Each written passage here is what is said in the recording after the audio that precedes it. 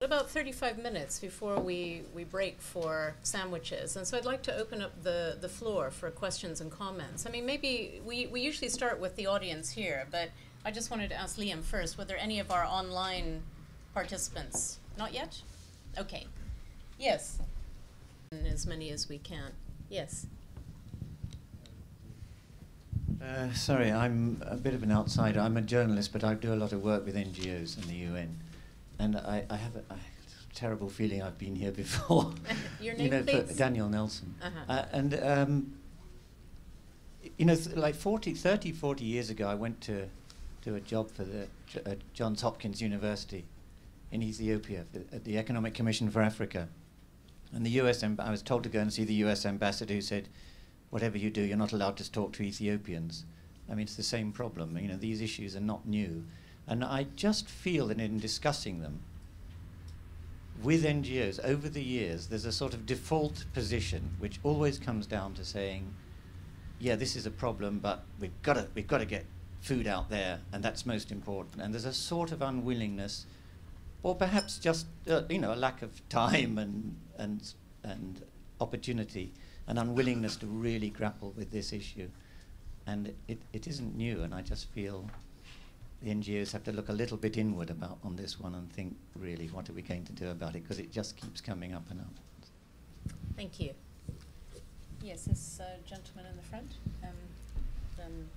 I'd like to pick up on Danny's comment about grappling with the issue. I think the humanitarian community is... Sorry, and you're... Sorry, I'm Mark Harvey from Internews, and we run the Humanitarian Information Project in Pakistan. And picking up on Danny's comment, I think the humanitarian community is starting to tackle part of the issue, which is the license of the humanitarian community to operate in country. And that license can only really be given if it starts to communicate with affected people and communities. And it is starting to do that. One thing we've done with the humanitarian community is to bring it together with hundreds of journalists, Pakistani journalists, covering those areas and train them on humanitarian principles so that they can start to generate the demand, from the ground up for the rights that Amani mentioned and for the accountability. The problem that we face is that we document this. We have literally hundreds of examples of broadcasts that, of course, that have generated call-ins and then changes in aid delivery. But our work doesn't seem to be looked at by the humanitarian community. So, for instance, we were working in Buner. We were broadcasting on a daily basis. I wonder whether the researchers came and spoke to us. And I feel that somehow communication, local media, is kind of not looked at systematically by the humanitarian community as an integral and important area of aid provision. And although there are some sort of, there are some bright sort of lights in the sky, it just seems to me that the approach isn't systematic enough yet. Thank you. No, that's interesting. I know that before I joined HPN, we actually worked together with journalists to have a session on this very issue a couple of years ago. Let's see, maybe one more, if there's another one. Yes, go ahead, sorry. Aisha, independent consultant. I suppose the thing that comes to mind listening to everybody is that there's quite some confusion about what it means to be humanitarianism. What are the principles that you have when you're a humanitarian? Under what circumstances, what kind of activities you do, whether it's really in the crux of an emergency or transition or development. And sometimes that confusion overlaps a little bit with what it also means to be an NGO. And I think that's in an increasingly globalized world where communications are making it a smaller world. And if you take, for example, some of the dual remit NGOs, the notion of the principle of neutrality, it's not in many of their charters. It's not in the Charter of ActionAid, it's not in the Charter of Oxfam, it's not in the Charter of Merlin. But it is in the charter of the single remit organisations like MSF and some of the others. And is neutrality for these NGOs actually possible? Not just in the crux of an emergency or a conflict situation, whether it's, let's say, natural disaster superimposed on a conflict or conflict alone. Is it actually possible, given, again, this globalised world? And then we talked a couple of weeks ago when Ross Mountain and John Holmes were here about the changing context and also increasingly, new actors coming on board, whether they're church groups, whether they're private companies. Then there's a stabilisation policy. Paul has been mentioning issues of donor dependency and donor policy. Samir was also mentioning issues of protection, and both of them politicisation of aid. So the context is a very changing one. And I wonder if we actually need a new language and a new set of definitions, perhaps coming closer to what Samir was saying, and look at then having different interacting systems where you do have humanitarian NGOs with those humanitarian principles defined under international humanitarian law as being more impartial and neutral, and then another set, and then we have to communicate around those, and therefore expectations are then channeled and conditioned according to those different interacting systems or industries, whichever you want to call them. Thank you. I think we've got about 4 comments, questions, and I think probably all 3 of you will have something to say about some parts of those. So let's start with Amani. Yeah, thanks all very much about that. Gosh, I wish I had pearls of wisdom I could impart. I'll just respond with reflections, really, not answers. I do not have answers. The unwillingness of NGOs to grapple with the issue. Yes, we've been here before, and I think, but I do agree that there is more now willingness from NGOs to have this sense of ownership of the system, because when I refer to a sense of ownership of the system, I'm also including NGOs. And for a long time, I think we had occupied the position of you do this and you do that, and we're critiquing everybody. And I think this is changing. And one of not only this report, but other reports, including a leadership study that a consortium NGO had commissioned around leadership of the humanitarian system, really calls for, yes, it is time for NGOs to own the system and take responsibility for their part in the system. And it is happening, not as quickly as we wanted to, but it is happening. Linking to, do we need a new language and a new set of rules? Yeah, probably, gosh, yeah, probably we do.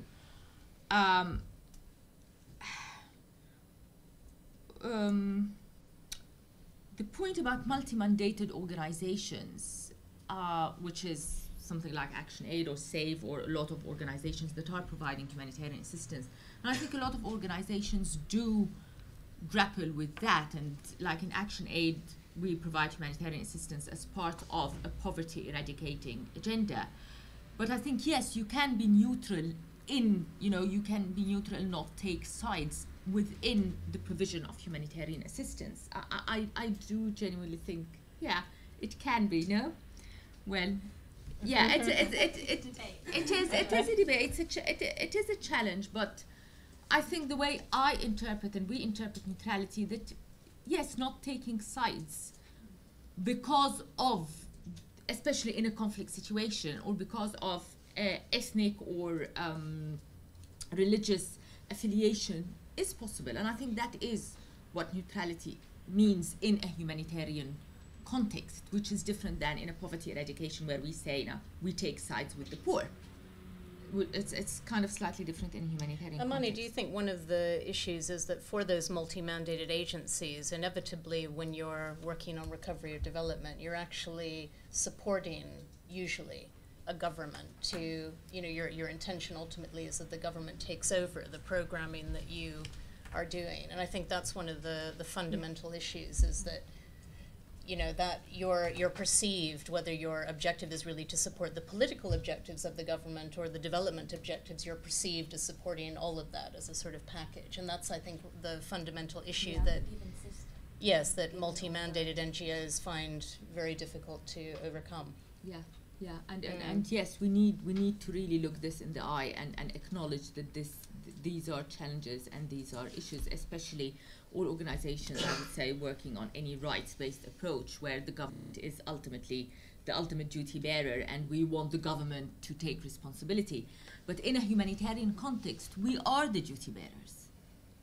in a context like in Pakistan or in Afghanistan, in some contexts we are the duty bearers. It's not the government. If the government completely collapsed, or the government for whatever reason is either unwilling or unable to perform its duties as duty bearers, we are the duty bearers. And it is very challenging that on the one hand we want the government to perform its function as duty bearer. On the other hand, we're also criticizing the government. So it is very challenging, and we do need to look at it. I don't think I have any answers really, but yes, but I think we've been tiptoeing around this for a very long time, and we need to we need to face this and discuss this.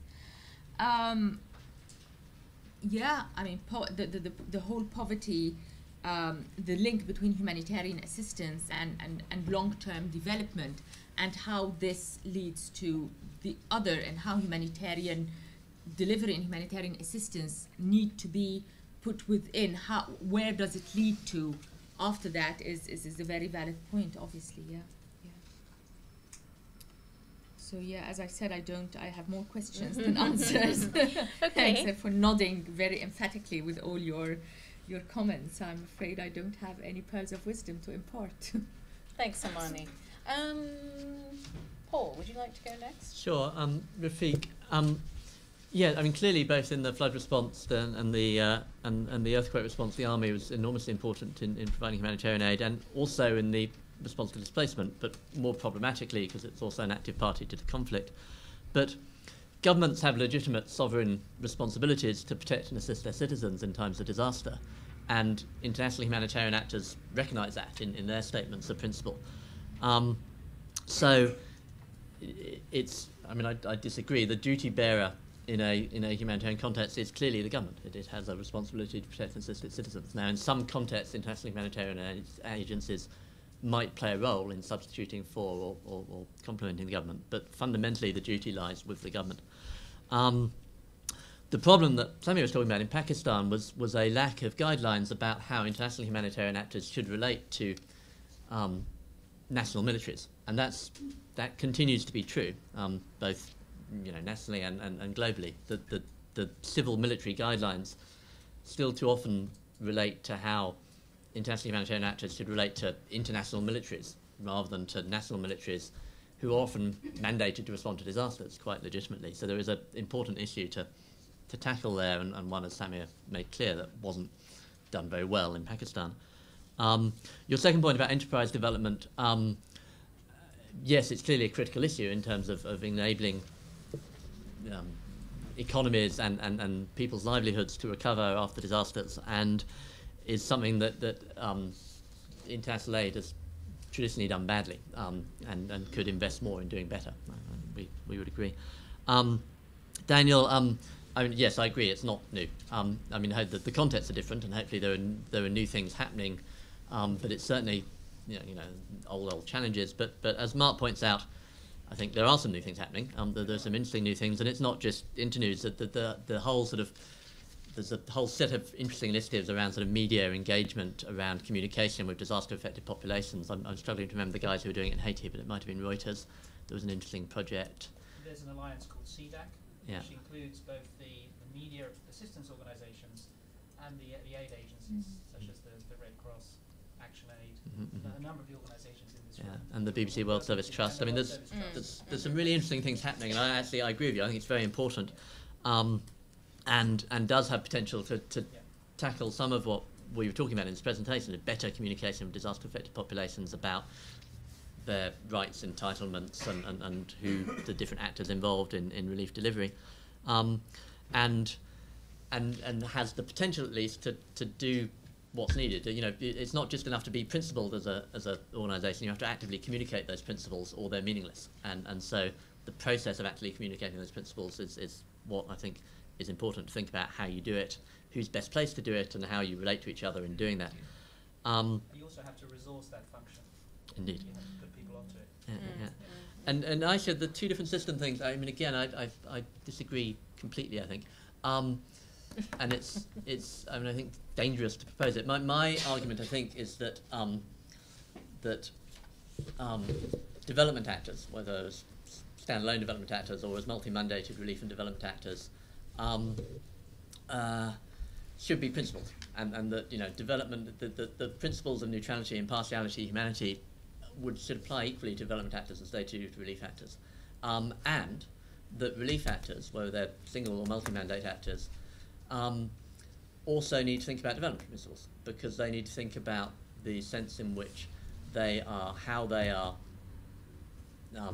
following through on their commitment to the state as having the legitimate sovereign responsibility to protect its citizens. So the idea that somehow there's this moment in time when principles shift from relief to development, I think is just wrong.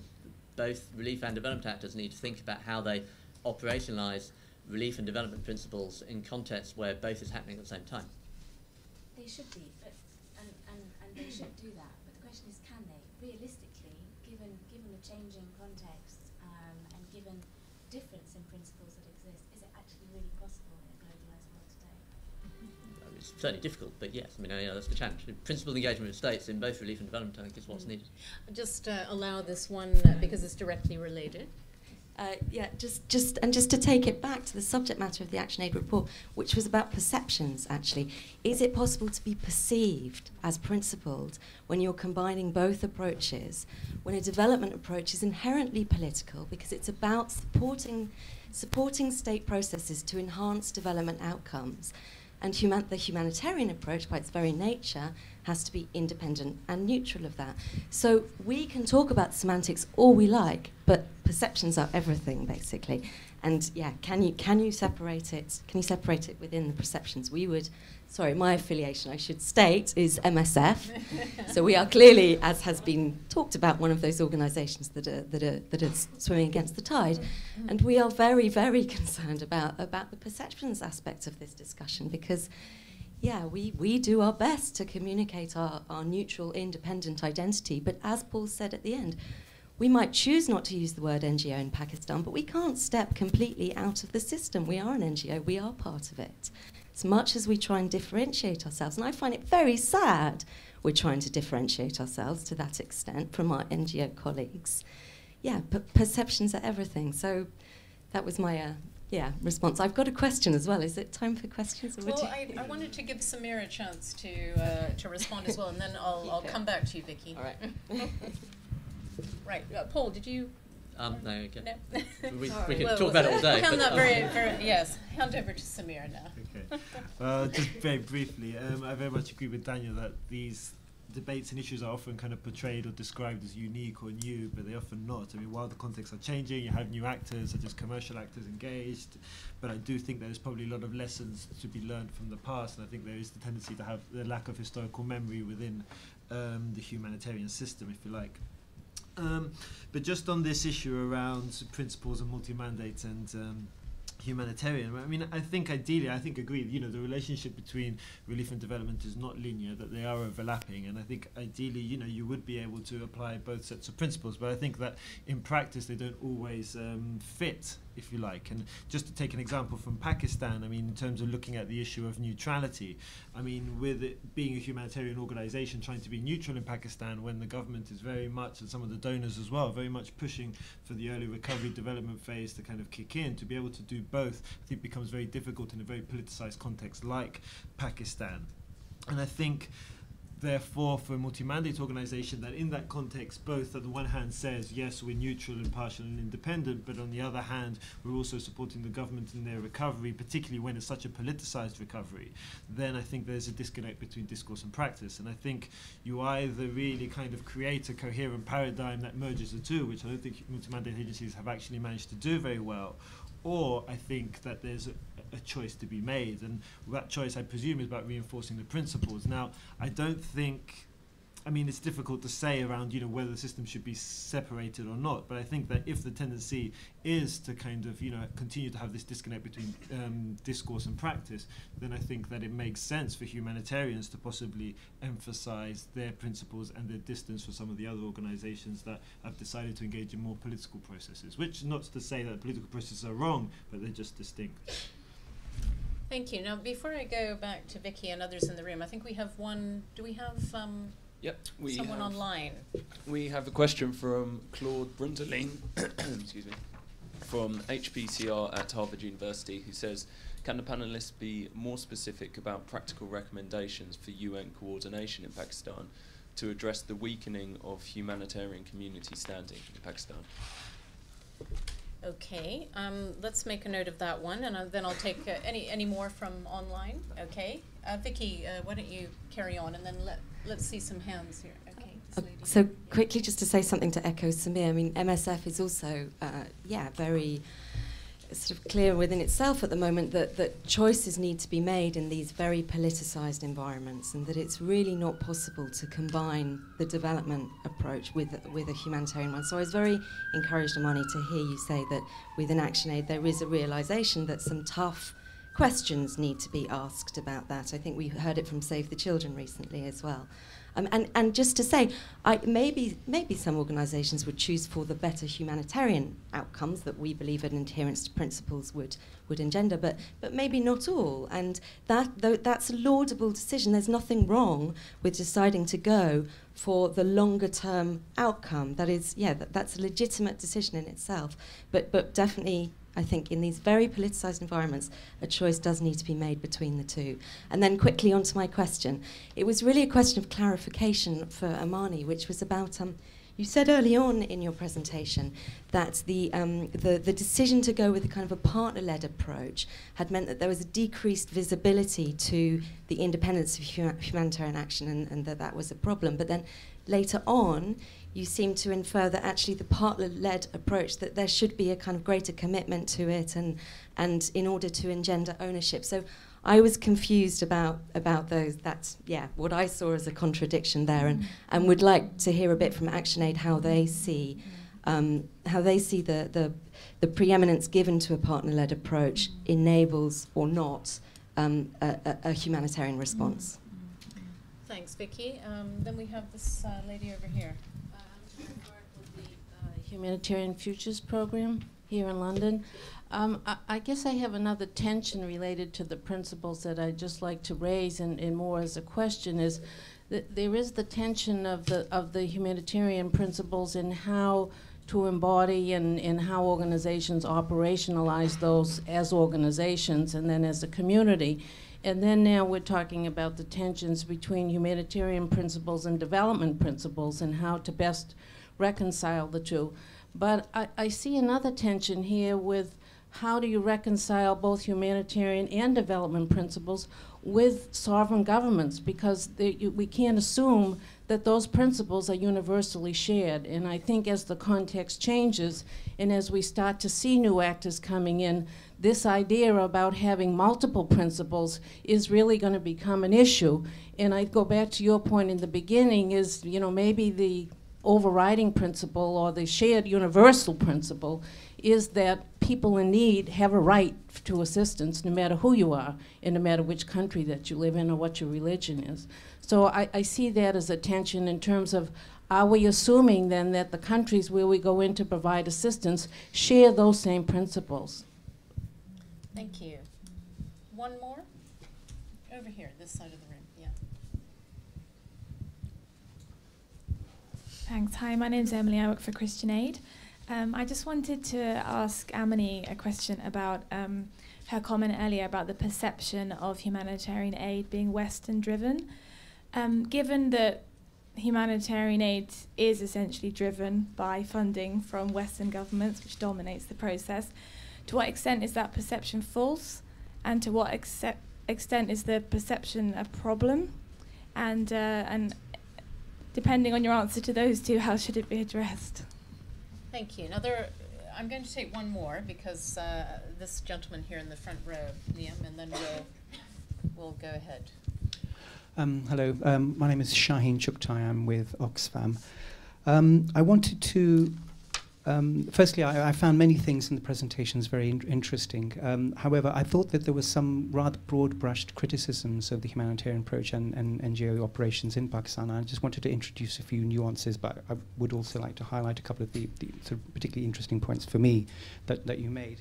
I think it's important to realize that there wasn't clearly apparent a stabilization agenda that sort of sprang into action delivered by a well-oiled government machine. So going back to, for example, the spring of 2009, as you know, Amani pointed out, you know, a lot of the in fact, at least 85% of the IDPs were with host families. There weren't camps, sort of neatly ordered camps waiting for them in which their hearts and minds could be won.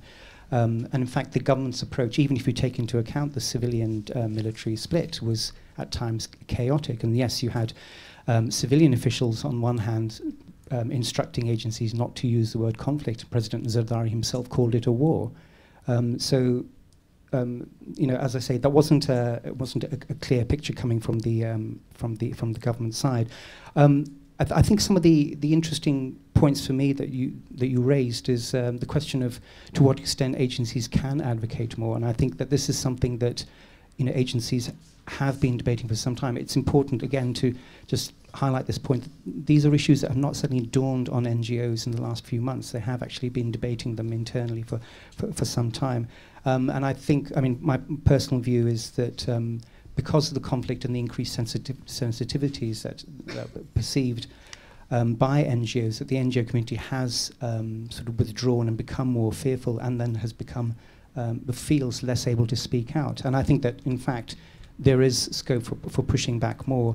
And I think that Amani, your point was very interesting about the need to explain better why NGOs are working and why they're, you know, working as humanitarian actors. That's something which I think has fallen prey to bad habits because of the sense that it's a sensitive environment out there and the issues around visibility. But in fact, during the floods, there was, I think, a great opportunity to explain more visibly why actors were doing what they were doing, and I think actually that opportunity was not fully optimized. Thank you. Thank you. Okay, so now was it Claude online or? Yes, okay, so we've got Claude, Vicky, Joanne, and Emily, and is it, sorry, I didn't get your name. Shaheen. Right, I'm going to start now with Samir. Reverse the order.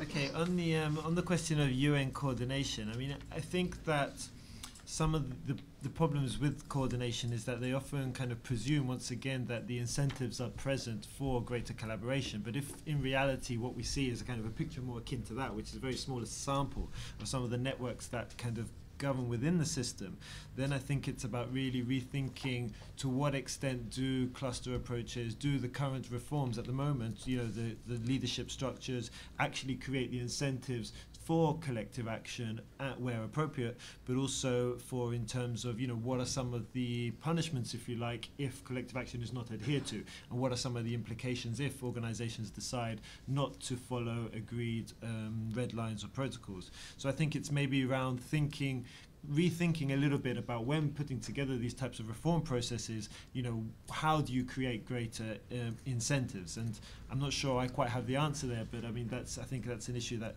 definitely has to be on the agenda.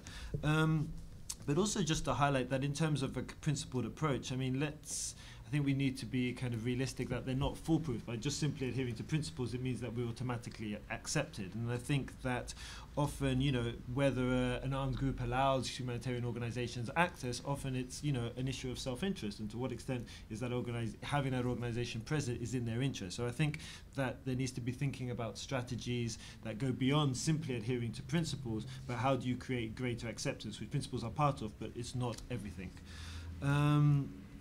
Then is the perception as the humanitarian agency as Western a problem? I think in a sense it's not a problem because it is essentially very Western. As you said, most of the money does come from Western donor governments, although it's starting to change a little bit. But then I think it is a problem in the sense that the humanitarian system, if you like, puts up a lot of barriers to entry, I think, to some of the other organizations that we don't necessarily perceive to be as part of the system, whether that's local organizations, whether it's some of these relief organizations that have links to Islamic charities. And I think that this tendency to kind of, you know, to create barriers to others that don't necessarily seem to share the same values and ways of working as the Western NGOs is problematic. And I think it does create tensions there, which kind of creates problems in terms of perceiving the humanitarian agencies as something that's compromised, something that's alien and not necessarily acceptable. Then I think, in terms of the stabilisation agenda, I mean, I agree. It was definitely not a clear stabilisation agenda. The way it's implemented in practice was very contradictory, very complex. There's questions around whether even the hearts and mind approach actually works. There's questions around, the kind of hidden agendas, if you like, of the Pakistan government and military. I mean, there's loads of kind of nuances there around, whether it's a stabilisation agenda. But I guess what I wanted to highlight is that the logic that's trying to kind of underpin some of the international thinking and some of the national thinking is how they perceive aid and the role of aid in trying to further their agendas, and how it actually plays out in practice is a slightly different story. But I think I'll stop there. Okay, thanks, Samir. Paul. Yeah, sure. Claude, I don't know the details of who the humanitarian coordinator in Pakistan has been over the last few years, but a more general global point is partly around the leadership issue from the stated system, the fundamental problems with the sort of quality of humanitarian leadership within the UN. So if you're going to dual hat, development and humanitarian roles and have humanitarian coordinators, a humanitarian coordinator role where the person is versed in humanitarian principles and has therefore able to, is equipped to do both jobs, has too often been lacking. So there's a sort of leadership question. And linked to that, it's not just about one person, but a well-resourced humanitarian function within the UN. So a humanitarian coordination office with qualified staff who are able to defend the sort of humanitarian space within the UN and also advocate for that with their partners and with governments is needed. MSF, I'm very wary of this idea that you have to make choices not to do development if you're going to be humanitarian. And I think that it risks setting up a false distinction between humanitarian action which doesn't work with states and development which does, and that you can only do one or the other. I think humanitarian actors do work with states. They need to do that in principled ways, and the same should apply to development actors. And it's a matter of thinking about what principled development might look like in contexts where both humanitarian and development action needs to take place. And so for me, one of the key aspects of principles has been not so much the principles for humanitarian actors, but the need for greater principles on the part of development actors in environments where both are needed. And Joanne, the states need to have a common understanding of principles. I mean, yes, absolutely, and I think that's an area where there's sort of important scope for further work. In theory, governments are committed to principles under international humanitarian law, but that needs to be a process of reinforcement needs to sort of happen. It's not just you sign the Geneva Conventions and then you remain eternally committed to those. And I mean, I've argued in the work I've done on the role of the state in humanitarian action that there's a problem. We have principles of good humanitarian donorship, but we don't have principles of sort of good humanitarian governance. And you could usefully have a process in which international humanitarian actors engage with disaster-affected governments in thinking about what those principles might look like and how you could sort of renew your commitment to those. Thanks, Paul. Amani, we're running slightly over time, but I think that's okay. Please go ahead. Thanks everyone for the questions and comments. Claude, if I understand the question correctly, it was about specific recommendations about the whole coordination mechanism in Pakistan, which is, I mean, the report does have some specific recommendations around, for example, how clusters that are very heavy at the capital level, at the Islamabad level, and then they're replicated at the provincial level and the district level, and has very specific recommendations on how, and we actually called it a cluster light approach. There are also very specific recommendations in other reports around the ever increasing wide mandate of the clusters, and the point that Paul mentioned about the level of strengthening the leadership aspect across, so not only humanitarian coordinator, but the strengthening leadership across the humanitarian system, the humanitarian coordinator strengthening the humanitarian country team, for example, as a strategic body in Pakistan, which that's not what it's performing now. So there are these recommendations. Some of them are in this report. Another is in another report that will be launched very recently about humanitarian leadership. Vicky, yes, I need to go on a course of anxiolytics because I obviously speak too quickly. And thank you. My point about partnership was that in the context of Pakistan, it was actually more of a cop-out.